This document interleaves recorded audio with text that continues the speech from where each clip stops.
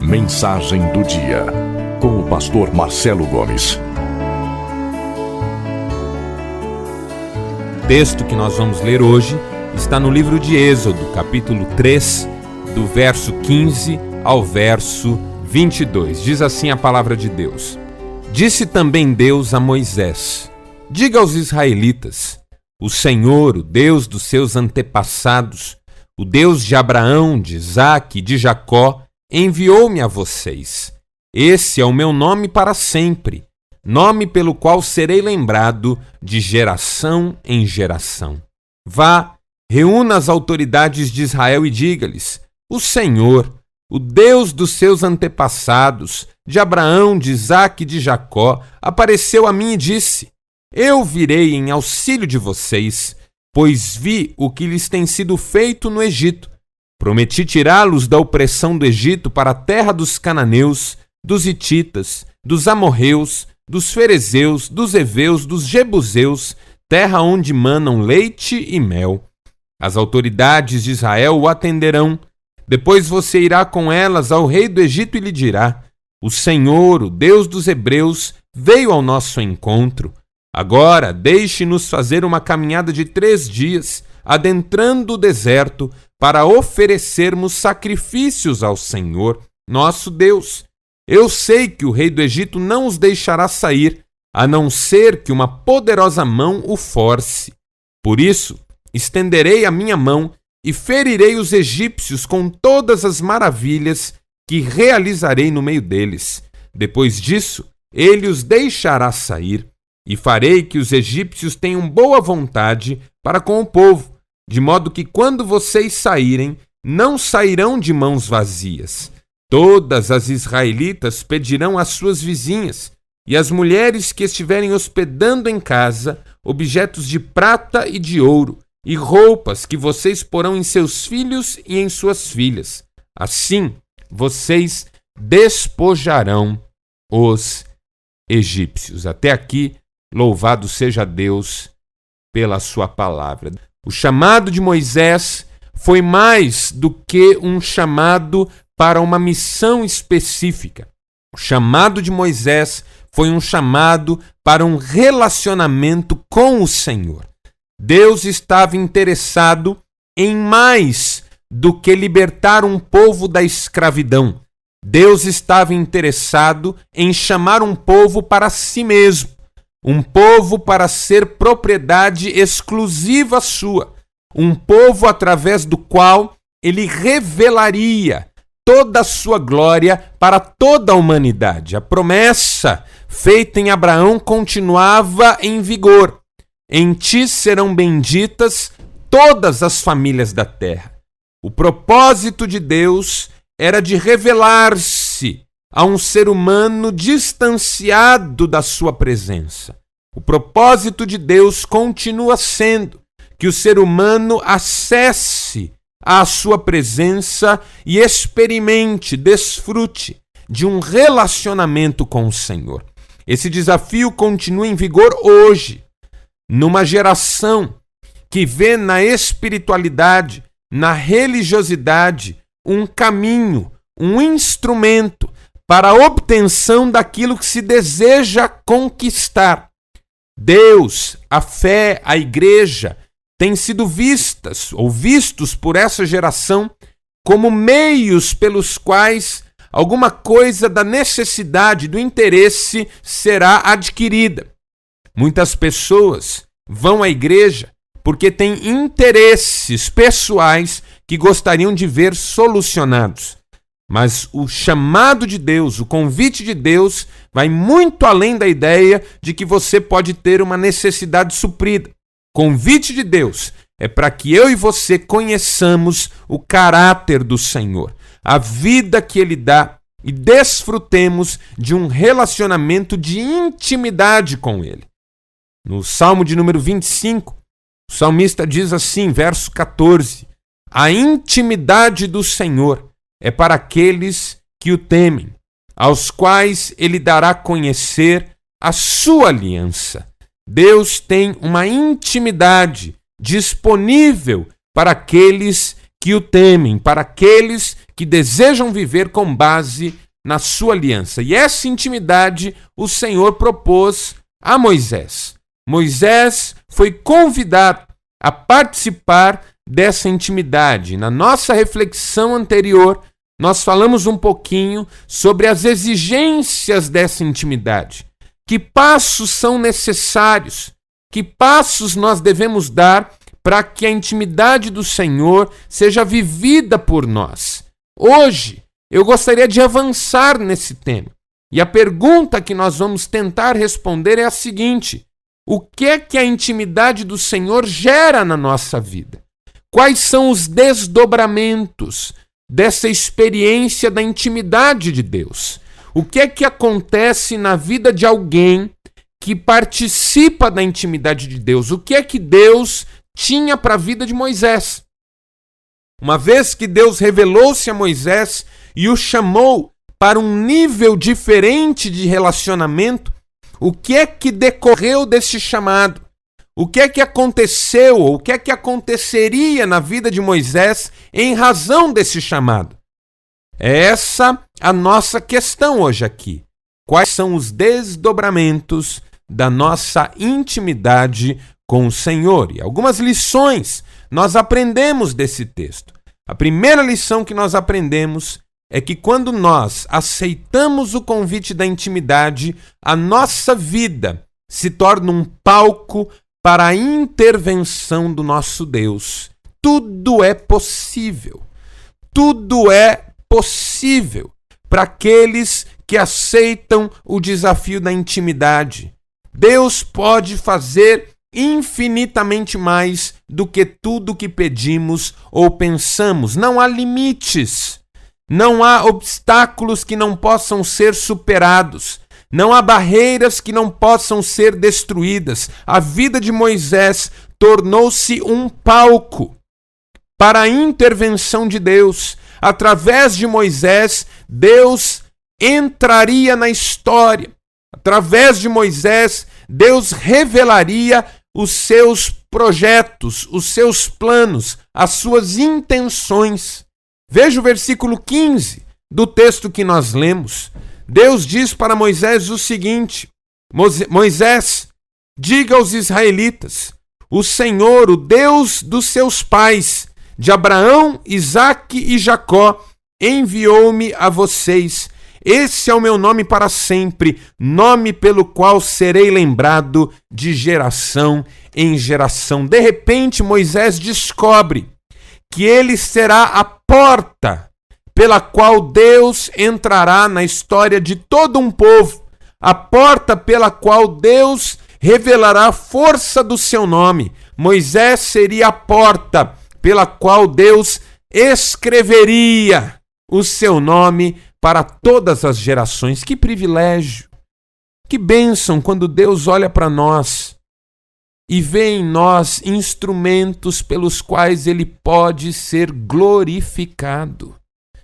A vida tem que ter um sentido. A vida tem que ter uma razão de ser.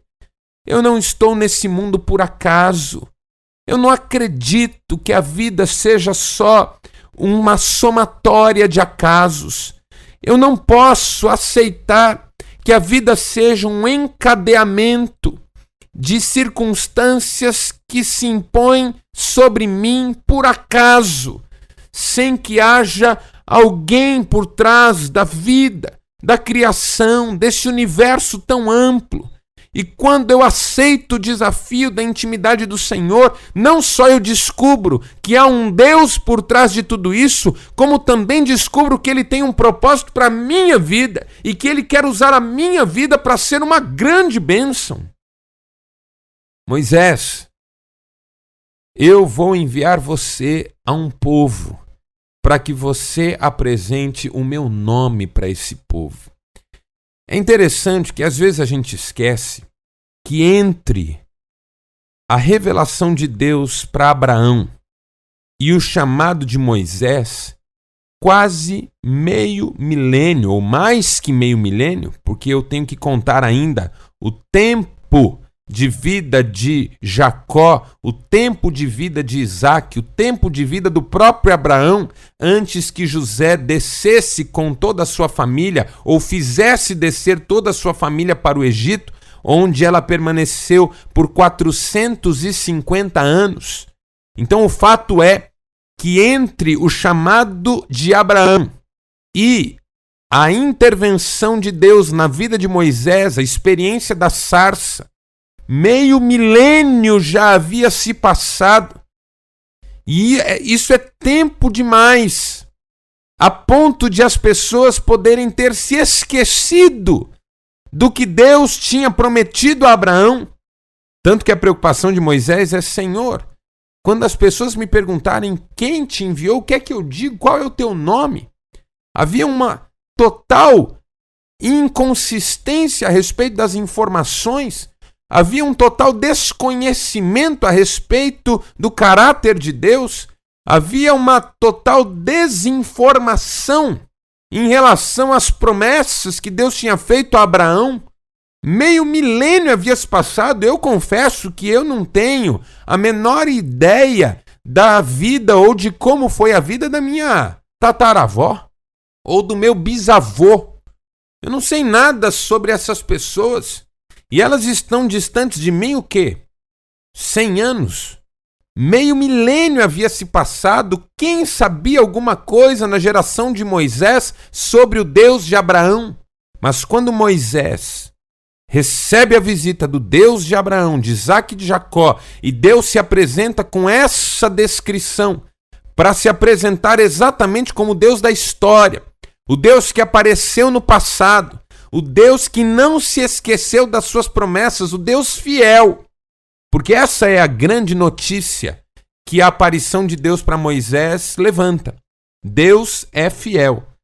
Ainda que ninguém se lembrasse das promessas feitas a Abraão, Deus se lembrava delas.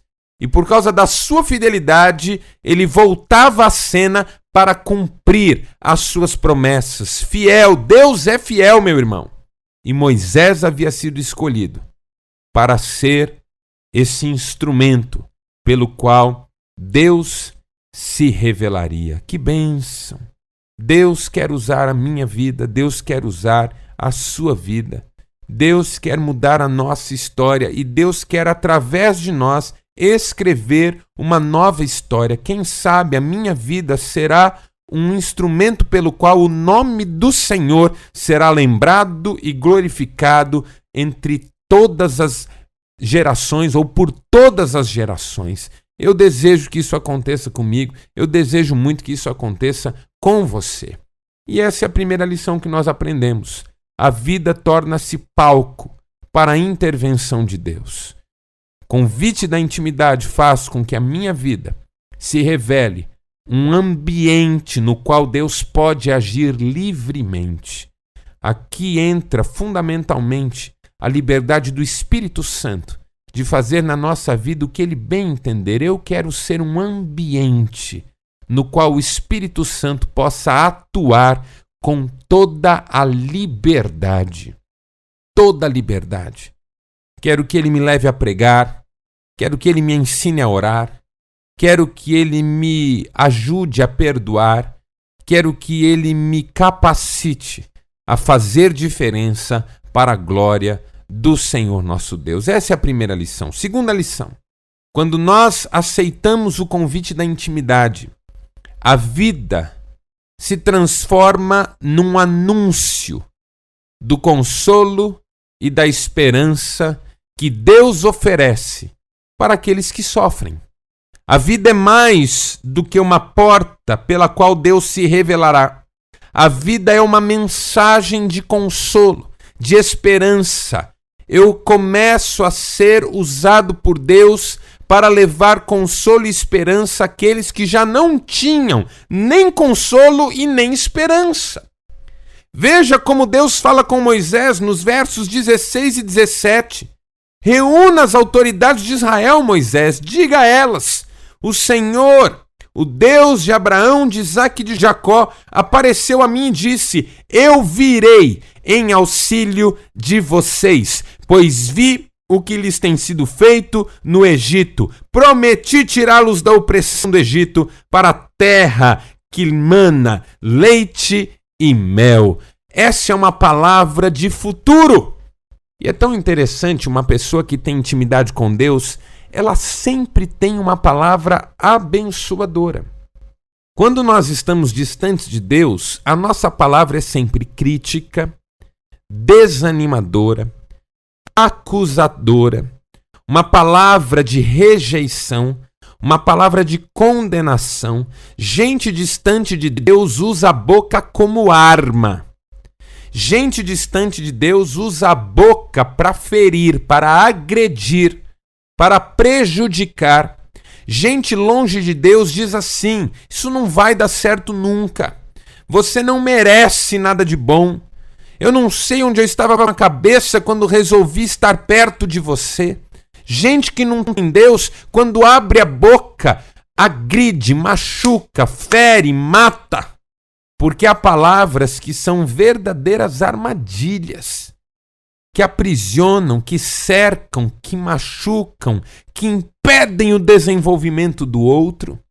Quantas pessoas têm usado seus lábios para amaldiçoar?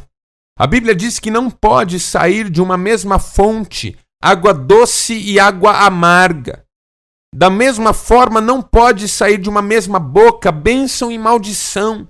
E à medida em que eu estou longe de Deus, a minha boca é feita uma metralhadora, nada está bom, eu só reclamo da vida. Alguém me procura, eu digo: olha, quer saber? Eu estou mais cansado de tudo, eu não quero mais saber de nada. Deus não existe, Deus não me ajuda, Deus não se ocupa comigo. É assim que fala alguém que está longe do Senhor, que não conhece a intimidade de Deus. Você diz para essa pessoa: Deus te ama. Ela fala: se Deus me amasse, eu não estava nessa. Se Deus se preocupasse comigo, eu estava melhor do que o que eu estou. Uma boca azeda, amarga, rancorosa. Mas quando uma pessoa conhece a intimidade de Deus, é tudo tão diferente. A boca se torna uma fonte de água viva. A palavra de Deus nos ensina que palavras agradáveis são como favos de mel. São agradáveis para o paladar e são medicina para o corpo. É esse o resultado de alguém que tem intimidade com Deus.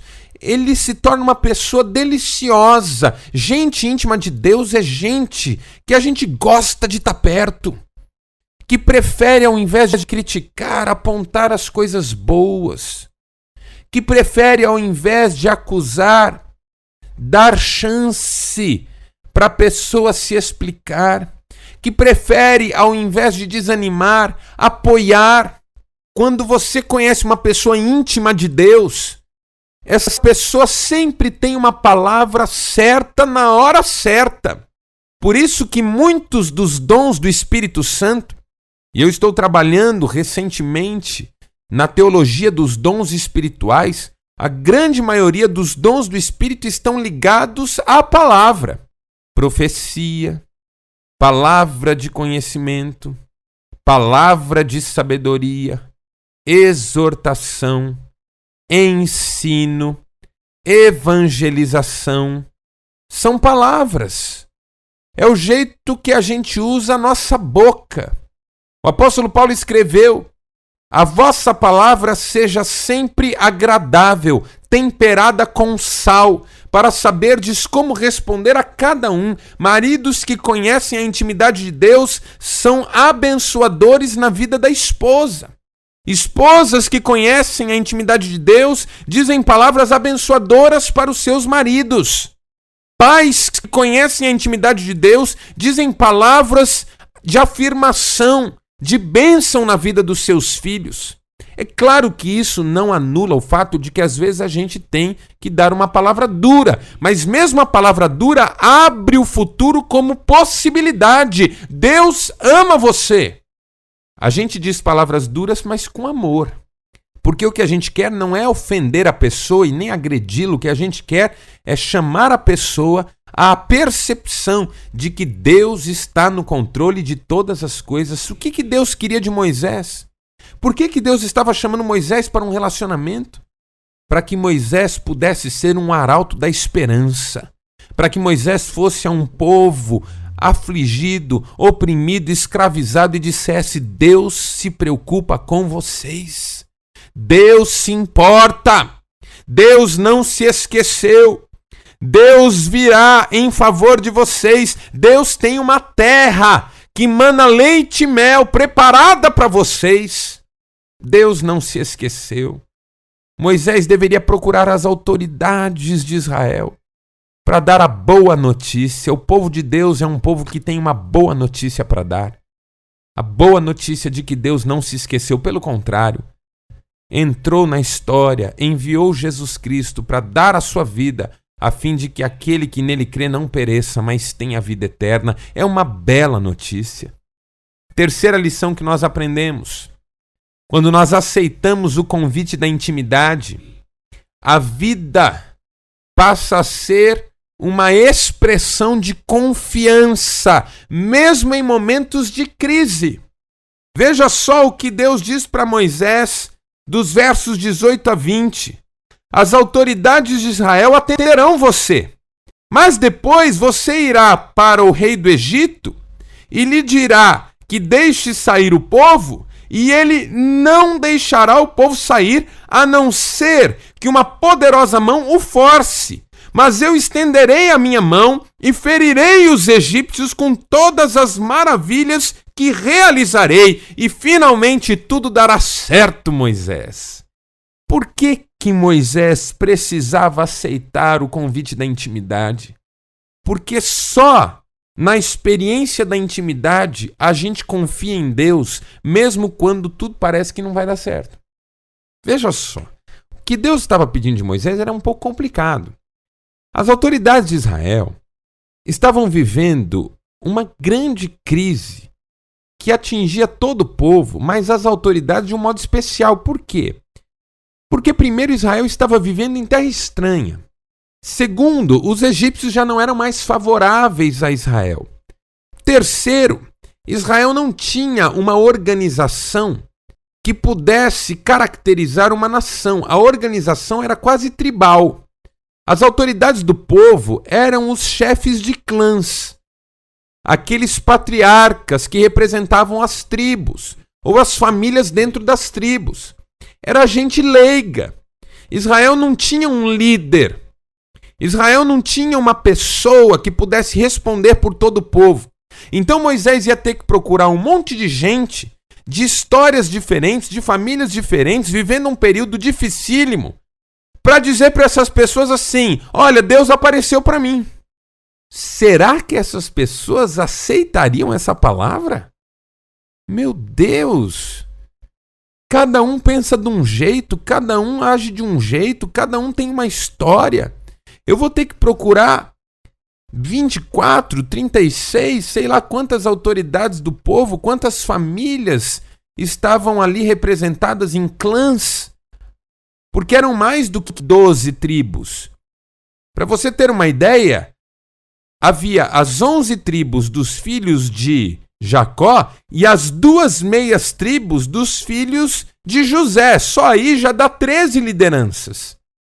Mas dentro de cada tribo, você tinha famílias que tinham realidades patriarcais, às vezes diferentes, porque muito tempo havia passado.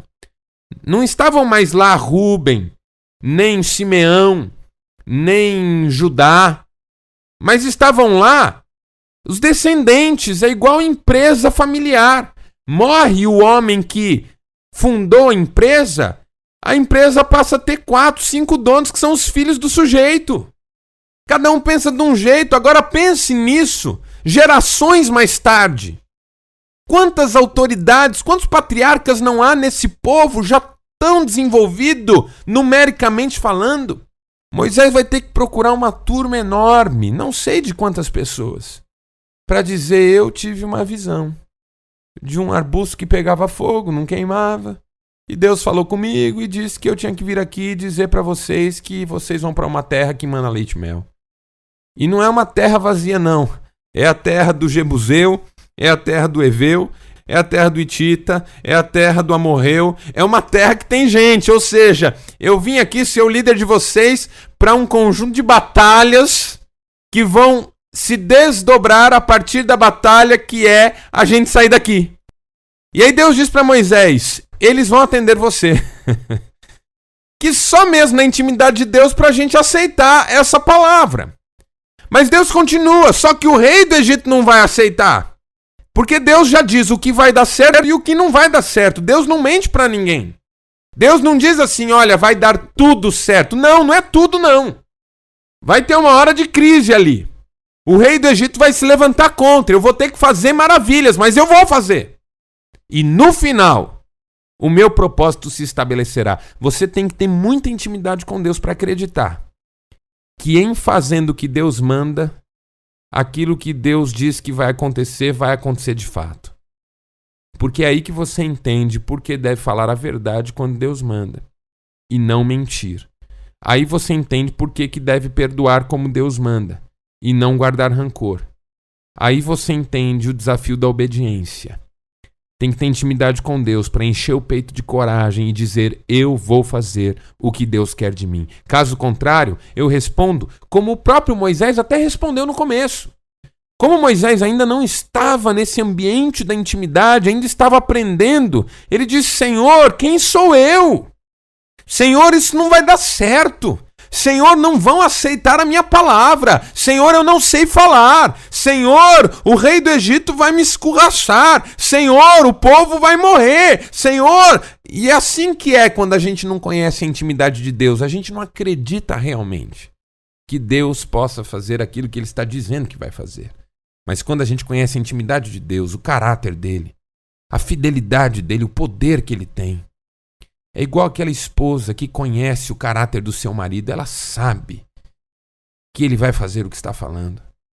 É o marido que conhece o caráter da mulher e ele descansa na certeza desse caráter. Quando a gente conhece o nosso Deus, que é muito maior do que qualquer marido, qualquer esposa, qualquer filho, qualquer pessoa que a gente conheça e admire, a gente descansa, confia, entrega, mesmo que Deus esteja dizendo vai ser difícil. Porque a gente sabe que Deus vai cuidar de nós. A intimidade é uma segurança. Deus é poderoso para nos guardar. E finalmente, eu vou terminar.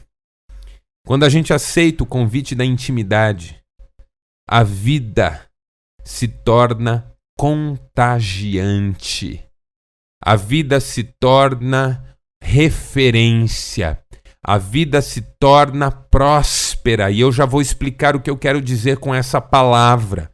A vida se torna uma bênção, inclusive aos olhos do mundo.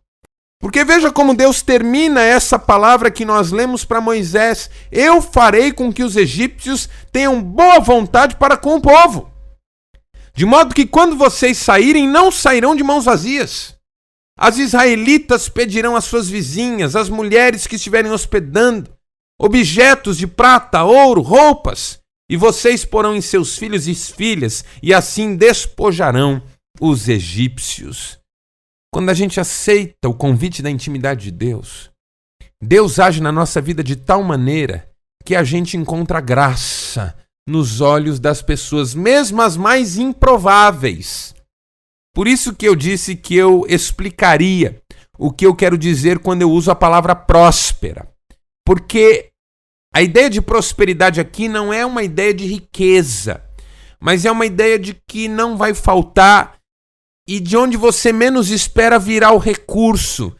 E Deus vai tocar no coração de pessoas para abençoar você, porque na nossa ideia de prosperidade hoje, no nosso mundo, o recurso é meu, pertence a mim, não me falta porque está guardado comigo.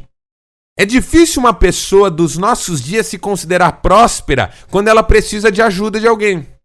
Às vezes uma pessoa que recebe uma oferta de um irmão em Cristo se sente mal com isso. Por quê? Porque lá no fundo ela gostaria de ter esse dinheiro com ela, de não precisar de ajuda. Então o nosso conceito de prosperidade está diametralmente oposto ao nosso conceito de solidariedade. Só é próspero na nossa maneira de ver quem nunca precisa de ajuda de ninguém. Mas a prosperidade do povo aqui está em que Deus tocará corações e as pessoas ajudarão. E as pessoas darão coisas. De repente as egípcias vão dar até roupas para os filhos das israelitas. E assim o povo vai despojar, porque o Egito vai dar tudo que o povo de Israel precisa. Deus é esse Deus que supre as nossas necessidades e que faz com que pessoas se levantem para ser bênção na nossa vida. Quando a gente vive na intimidade de Deus, a gente não tem constrangimento de receber a ajuda de alguém, porque esse alguém está sendo usado por Deus. É mais ou menos assim.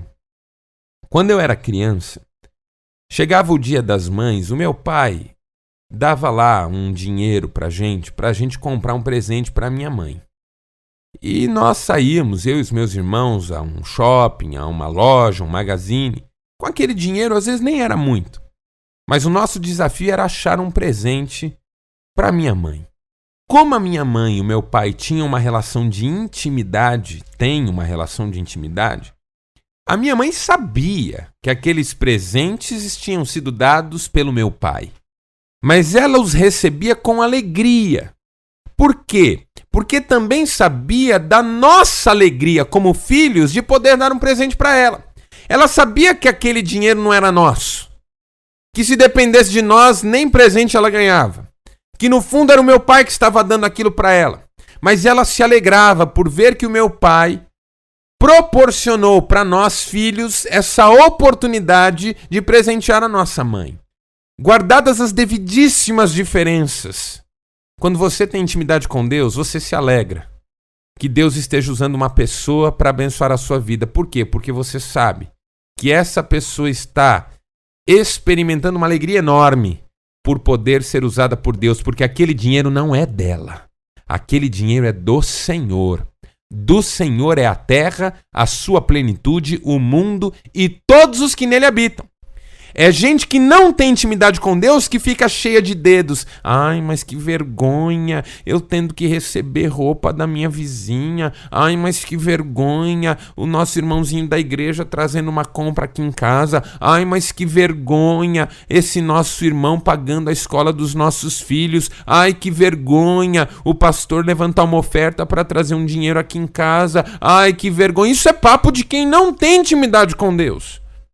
Porque aí fica essa sensação de que eu sou um necessitado, eu dou um trabalhão, eu sou um peso, ai que vida, ai porque eu preciso, ai porque eu não tenho nada, ai como eu queria também poder ajudar os outros. Isso é conversa de quem não conhece o caráter do Pai. Se o Pai decidiu que eu comerei hoje do que estão pondo na minha mesa, a alegria é mais de quem está pondo na minha mesa do que minha até. Porque o Pai está dando para essa pessoa a oportunidade de ser bênção na minha vida. E eu me alegro no Pai, porque o Pai cuida de todos e sabe o que todos precisam. Moisés, fique em paz.